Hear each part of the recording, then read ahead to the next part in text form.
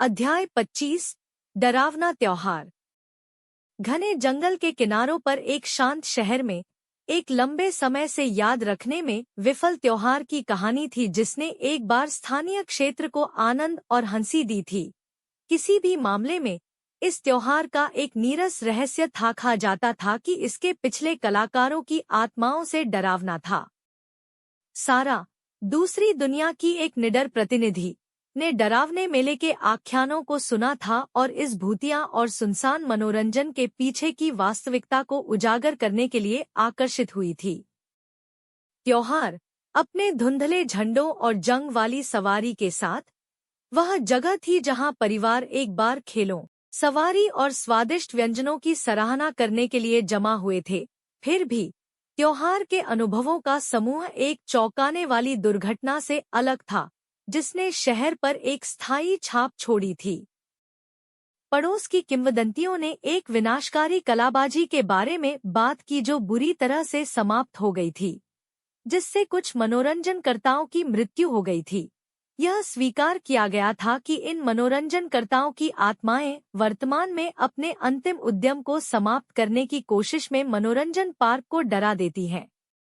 जैसे ही सारा उपेक्षित मनोरंजन पार्क के मैदान में भटकती थी, वह महसूस कर सकती थी कि अतीत की उपस्थिति उसे बोझ बना रही है। हवा भावुकता और दूर से हंसी की गूंज से भरी हुई थी।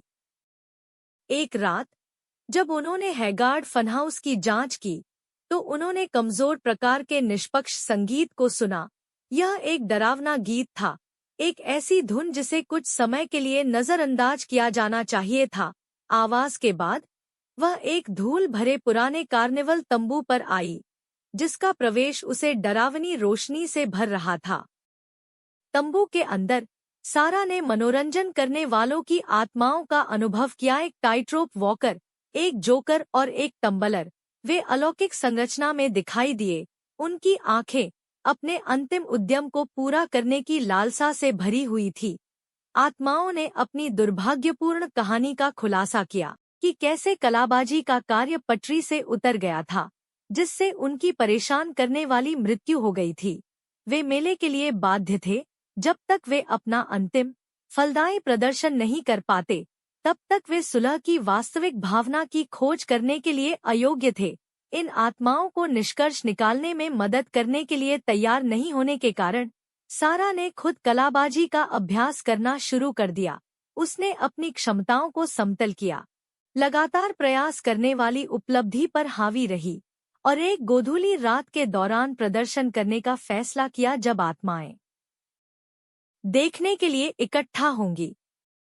रात दिखाई दी और जैसे ही सारा एक्रोबेट से झूलती है, मनोरंजनकर्ताओं की आत्माएं उत्सुकता से देख रही थी। सुंदरता और सटीकता के साथ उन्होंने प्रदर्शन को पूरी तरह से निष्पादित किया, अंतिम प्रभावी प्रदर्शन को समाप्त किया जिसके लिए आत्माएं तरस रही थी। जैसे ही वह सुरक्षित रूप से जमीन पर उतरी, मनोरंजन करने वालों की आत्माओं ने तालियां बजाईं और जयकार की। उनकी उपस्थिति संतुष्टि से भरी हुई थी। उपलब्धि की भावना के साथ वे गायब होने लगे, अंततः अपने भय से मुक्त हो गए। यह अवांछित त्योहार, जो कभी दुर्भाग्य और संकट से अलग हो गया था, वर्तमान में उत्सव और हंसी की स्थिति थी। मनोरंजनकर्ताओं की भावनाओं ने उनके सामंजस्य का पता लगाया। सारा ने संतुष्टि की भावना के साथ मेला छोड़ दिया, यह महसूस करते हुए कि उसने डरावने त्योहार की आत्माओं को आराम से ट्रैक करने में मदद की थी और चौंकाने वाले और सुनसान मनोरंजन के डरावने को बंद कर दिया था।